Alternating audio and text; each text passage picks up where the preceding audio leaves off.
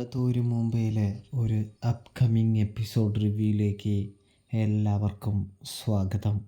അങ്ങനെ നമ്മുടെ അലീനയെ എല്ലാ അധികാരവും ഏൽപ്പിച്ചിരിക്കുകയാണ് സ്റ്റാൻലി എന്ന് കാണാനായിട്ട് സാധിക്കും പ്രേക്ഷകരെ, പ്രിയ കൂട്ടുകാരെ. അതായത് നമ്മുടെ അലീനയോട് പറയുന്നുണ്ട്, ഇനി തൊട്ട് ഈ വീട്ടിലെ കാര്യങ്ങൾ നിയന്ത്രിക്കാൻ പോകുന്നത് നീയാണ് മോളെ. നിനക്ക് നീ പറഞ്ഞ മാതിരി ഞാൻ വിട്ടു തന്നിരിക്കുകയാണ് എന്ന് പറയുന്നത് കാണാൻ സാധിക്കും.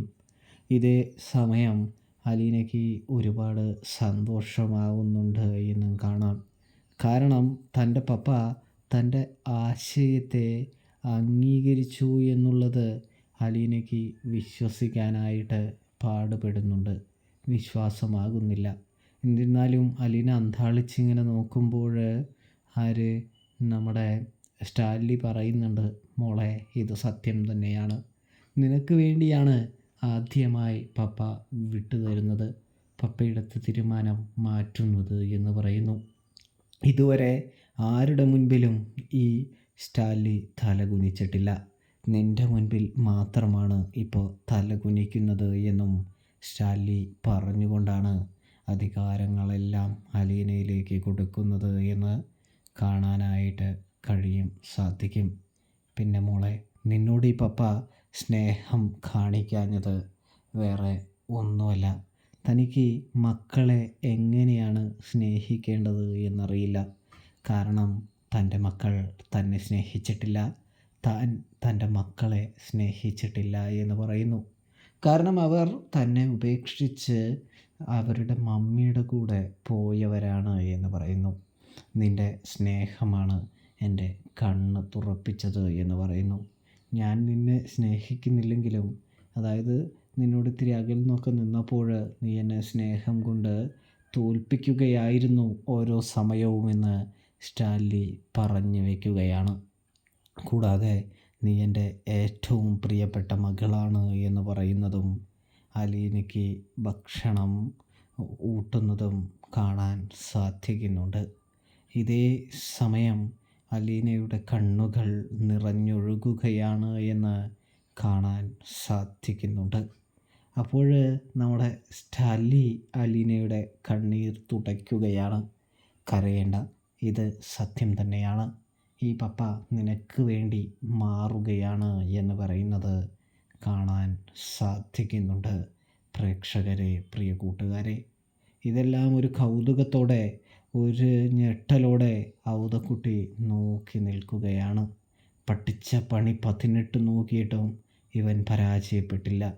ഇവളുടെ, അതായത് അവൻ്റെ മകളുടെ നിരാഹാര സമരം എന്ന ചെറിയ ഉണ്ടയില്ല വെടിക്ക് മുൻപിൽ അവൻ അടിപതറിയത് തിരിച്ചറിഞ്ഞ ഔതക്കുട്ടി ചിന്നമ്മ ഇങ്ങനെ തന്നെയാണ് എല്ലാവരെയും അവരുടെ രീതിയിലേക്ക് കൊണ്ടുവരും എന്ന് ചിന്തിക്കുന്നത് കാണാൻ കഴിയുന്നുണ്ട്.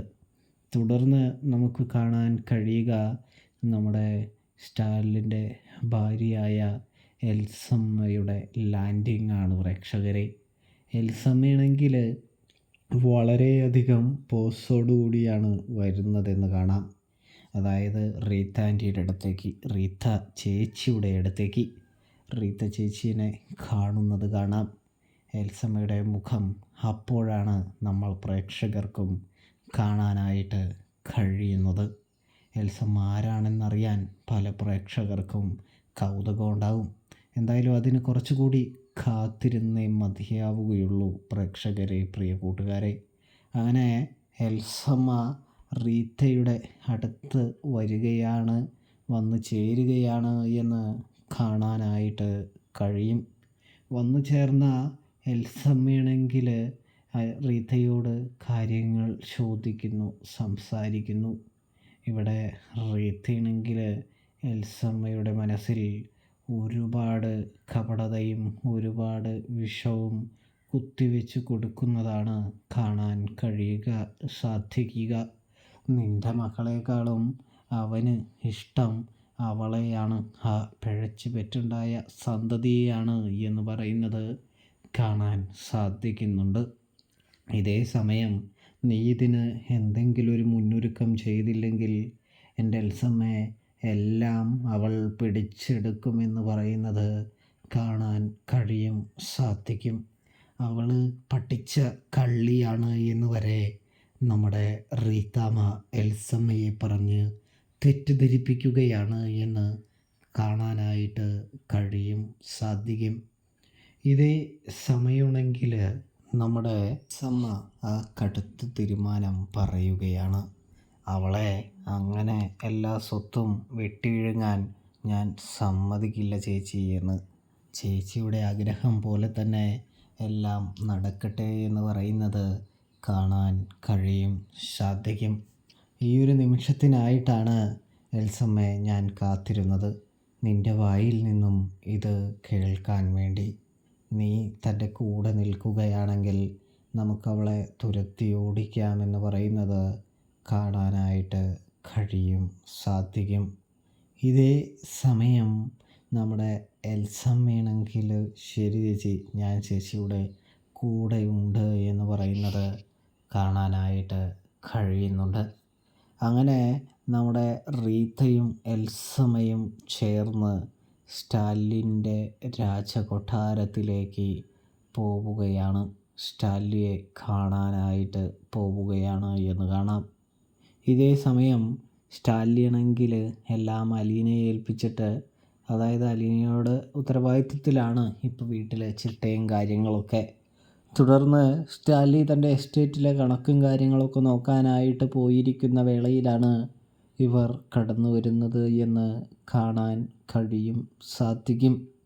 അപ്പോഴാണെങ്കിൽ നമ്മുടെ എൽസമ്മയും റീത്തയും വന്നതറിഞ്ഞ ഔദക്കുട്ടി അവരുടെ അടുത്തേക്ക് വരുന്നുണ്ട്. എന്താണ് വരവിന് ഉദ്ദേശമെന്ന് ചോദിക്കുന്നു. സ്റ്റാലിയെ കാണാനായിട്ട് വന്നതാണെന്ന് പറയുന്നു.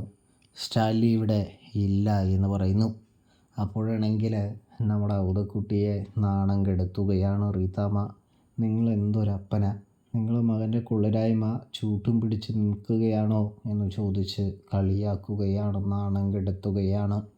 ഇതേ സമയം അതേ റീത്താമ്മേ, നിങ്ങളുടെ ബുദ്ധിയൊക്കെ നിങ്ങളുടെ കയ്യിൽ വെച്ചാൽ മതി, എൻ്റെ നേർക്ക് പ്രയോഗിക്കേണ്ട ആവശ്യകതയൊന്നുമില്ല എന്ന് പറഞ്ഞുകൊണ്ടിരിക്കെ അലീന താഴേക്ക് വരുന്നൊരു കാഴ്ച കാണാൻ കഴിയുന്നു, സാധിക്കുന്നു.